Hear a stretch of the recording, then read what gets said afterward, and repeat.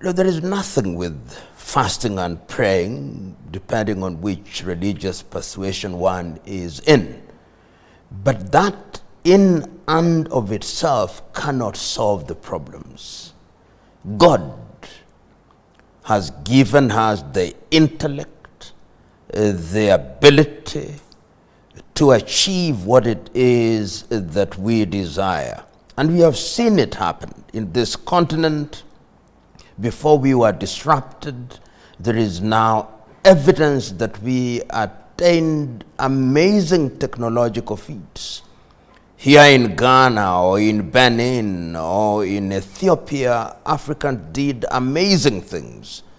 And we see other civilizations doing those amazing things. And what we are telling our people is, let us roll up our sleeves and engage in the business of invention and innovation. We can pray all we want, and there is nothing wrong with it. But if we believe that out of prayer, without any effort on our part, all our problems will be solved or resolved, then we are deluding ourselves. Do you think that somehow religion is holding us back a little as Africans? Without doubt. Remember, the dominant religions have been midwife to the continent of Africa from other continents. And you and me will remember that Christianity, as was midwife to us, was midwifed in a manner that was designed to subdue us. I remember in one of the early statements of Kwame Nkrumah, he said that when the colonialists came, they came with the administrators, they came with the anthropologists, they came with the missionaries who told us, store all your treasures in heaven where there is no rust nor moth. And meanwhile, they were taking our gold. They were taking our things because they knew that the divine instruction is to use the sweat of our brow to improve the quality of our lives. And I think that the time is now that Africa must not see religion as the avenue to prosperity. Africa must see the use of our intellect as the avenue to prosperity. We've got to invent, we've got to innovate, we've got to improve our agriculture, we've got to improve the things that are going to change our lives in a positive manner in this transition from the fourth to the fifth industrial revolution. And that is happening before our very eyes. And we have no excuse. We have seen during our very lifetimes how countries such as South Korea, countries such as Vietnam now, China, Japan have transitioned from backwater countries technologically, and they are now in the highest pedestal of achievement through innovation and invention. And that is what we are telling ourselves, that the time is now for our institutions, whether they are universities, whether they are technical institutions, to get into that space of invention and innovation. I'm glad you mentioned about China and Korea. When you look at China, they called back their diaspora. One of the things that we have been promoting as GUBA is come back home. Let's build the continent together. Do you see the diaspora coming back, and how do you see them staying on the continent with all of the things, that the challenges that we have, the corruption, people are buying land and they're having to buy it again because it's been sold to about 10 people. How do we really get our diaspora back? Because the talent is in the West. All our top doctors, all our top lawyers, all our innovators that you're talking about are leaving and staying there. How do we get our talent back? It is important to note that when we talk about the African diaspora, it must be seen at two levels. Level number one, the descendants of the Africans who left this continent, whose ancestors left the continent and went into the United States of America, into the Caribbean, into Latin America, in Brazil, Colombia, and all those other places. And in the last 6 years, we have also had individuals from different post-colonial African countries who went to the United Kingdom, to different parts of Europe and the United States of America. And you are right in saying that they are to be found as engineers, to be found as doctors, as lawyers, as all the professionals who have succeeded in contributing to the building of the countries which they have adopted as their own. And conservative estimates now tell us that perhaps there is no less than 300 million of Africans in the diaspora. The beauty is that African countries have now recognized that.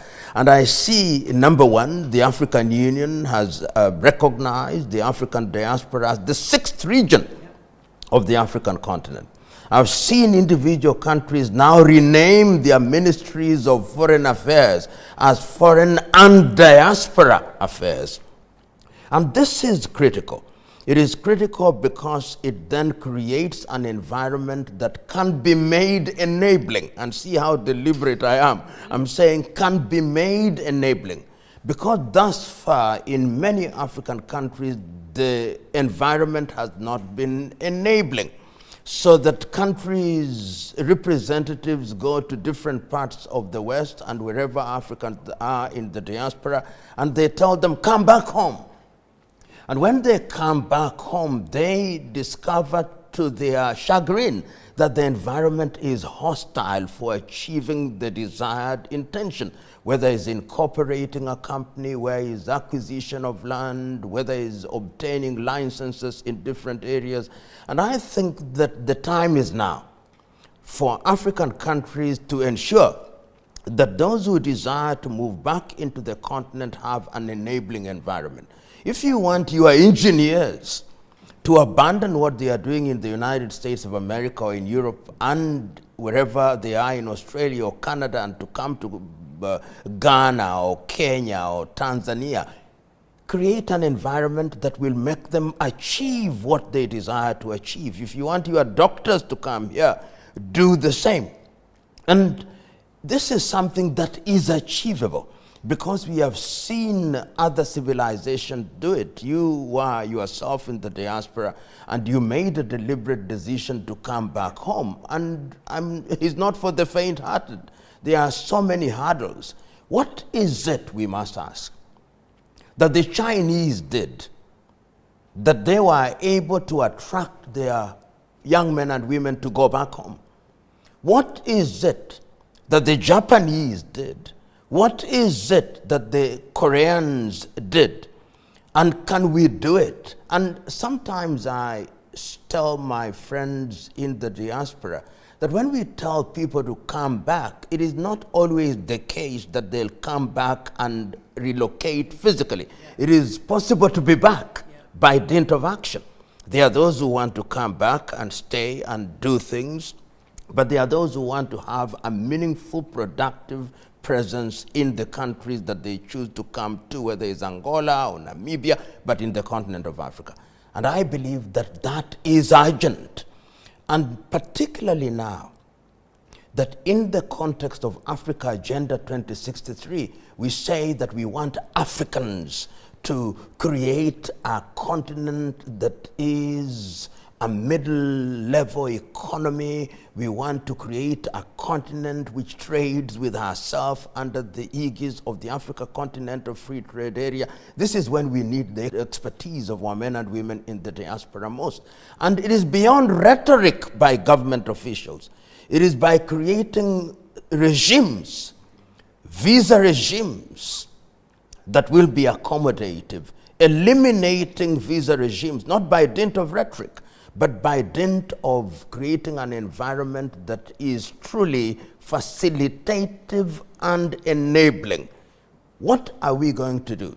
First of all, we've got to look at our policy formulation. What kind of policies do we have in place that is going to give birth to a legal regime that is going to facilitate, and on the ground, have we sensitized our public officials so that when people come, they are received in a manner that will help them to integrate into the system? Because the other thing that one does not want is to create an environment where those in the diaspora come back and they live in a bubble and they attract enmity from the indigents whom they find at home. This is the approach that, in my view, we should work towards. And it has been done before, so we'll not as the cliche goes, be reinventing the wheel. Prof, when you look at countries like Canada, the US, the UK, I live very close to the Canadian embassy. Every day I see thousands of Ghanaians huggled up trying to get a visa. Canada is saying, I want the best students. They're basically taking the best of our best. How do we stop that? You know, it is easier said than done that you must be patriotic. And this is what your typical African politician does, to say, be patriotic, serve your country. But how can you serve your country when you are qualified as a doctor and the statistics say that you need 100 doctors but you can't get employment for 5 years? We need engineers, but an engineer is not employed for 6 years. You need agriculturalists, but you are importing goods from Brazil, importing chicken from Brazil. We are not going to stem the flood until we do something in the domestic arena. And it's not only Canada that is doing it. The Europeans now, the Germans are saying we need 500,000 nurses. And they are coming to Africa to take the complete product. The Russians have just announced that they are going to create a visa regime that is going to allow people from different parts of Africa to go to Russia. Perhaps it is the cold that is going to stop people from going to Russia. But it is going to continue as long as the domestic environment does not allow people to thrive. Because Canada is telling our young men and women, come. If you are a doctor, we are going to create an environment that allows you to fulfill yourself professionally, and we are going to pay you a wage that enables you to live in a decent manner. If you are an engineer, we are going to do that with you. If you are an economist, we are going to do that with you. If you are an IT expert, we are going to do that with you. But in our respective domestic arenas, in our 54, 55 odd African countries, the environment is becoming toxic by the day. The opportunities are shrinking by the day. If you look at the things that you need as critical ingredients in industrialization, we are not working to achieve them. Power generation. How are you going to industrialize when the electricity you generate is 5,000 megawatts, while that of South Korea is nearly 100,000 megawatts, while that of places like Canada with a small population is bigger than that of the entire continent of Africa? So you are going to continue to see our young men and women being humiliated at the embassies of European countries and America and Australia and in increasingly Eastern Europe, as long as we don't do something about it. What should we do about it? What we should do about it is that we should bring pressure to bear on African governments and African politicians and bureaucrats to recognize that you cannot grow if you don't have high quality, highly trained labor. Retain your best men and women within the continent, because it is by their retention that you are going to unlock the doors that need to be unlocked. And this is where the diaspora comes in. The diaspora comes in with the expertise, and the diaspora now has the muscle and the wherewithal to compel governments to behave decently. Look at a little country like Israel. If you look at the patents that are registered in Israel through their universities, is much bigger than the entire African continent combined. Because the Jewish diaspora, like them or hate them, whether they are in the United States of America or in South Africa or wherever they are, their true economic north is Tel Aviv or Jerusalem, whichever capital you choose to recognize. But is that true of a Ghanaian in the diaspora, true of a Nigerian in the diaspora, of a Kenyan in the diaspora, of a Zimbabwean in the diaspora? Typically, most people in the diaspora, and even those who are at home, when their children are leaving the continent, they tell them, my son, go ye and never come back. When they come back, is simply for sentimental and romantic reasons. We want to rise above romanticism and above sentimentalism by engaging our continent in production, in agriculture. When we talk about engaging Africans in production, we mean all sectors. Look at agriculture. Look at the technology that we have in the area of agriculture. Do we engage in agriculture in a manner that is going to ensure that we feed our people across the continent? Look at the dividends of artificial intelligence now. Are we participating in that space in a manner that is going to revolutionize our affairs? Look at communication. Look at engineering. We are now talking about nanotechnology. We are talking about these areas, and the question that we must ask ourselves, even in our universities, are we attracting the kind of men and women who are going to place on the path of research and development? We are not. And that is once again where the diaspora comes in.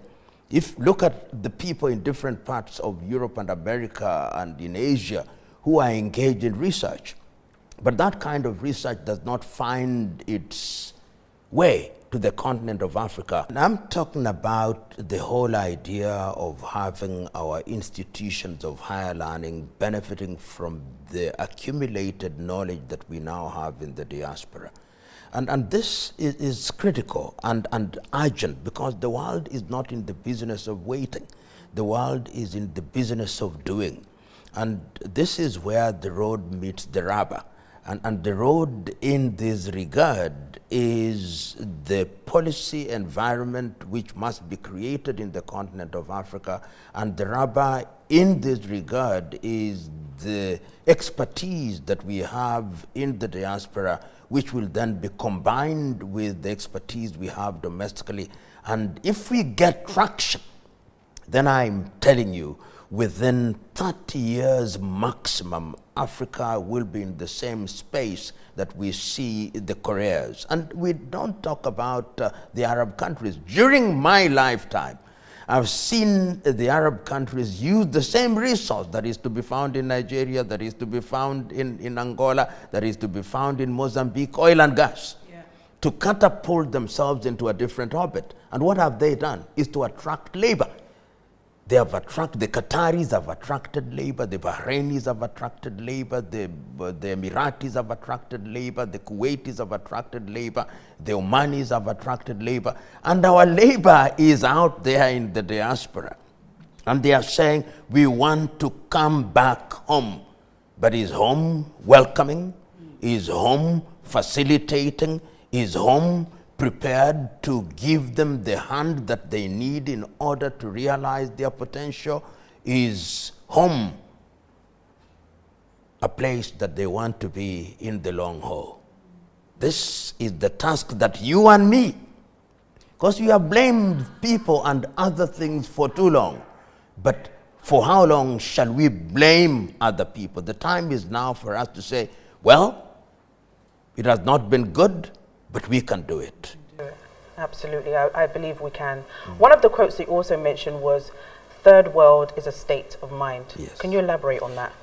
If you look at the critical meaning when I say that third world is a state of mind, you remember this creation of first, second, and third world. These were terminologies that have been used by Western Europe particularly to describe the economic development of other countries. Remember, at one time we were third world, then at one time we were underdeveloped, then at one time we were developing, and we accepted that state.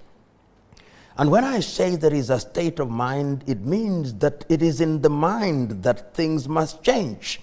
Look at the Japanese when they got into the motor vehicle industry.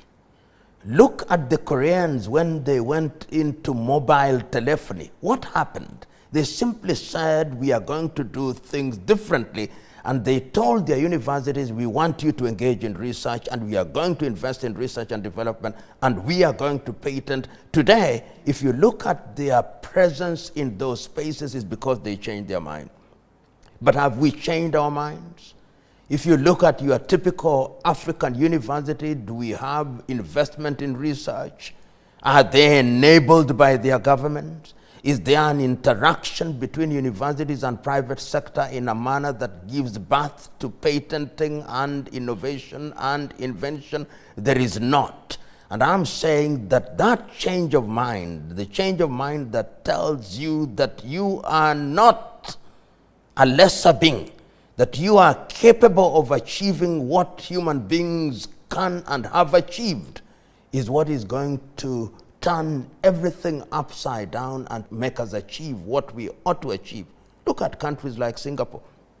What do they have? Nothing. Look at Malaysia. What do they have that we don't have?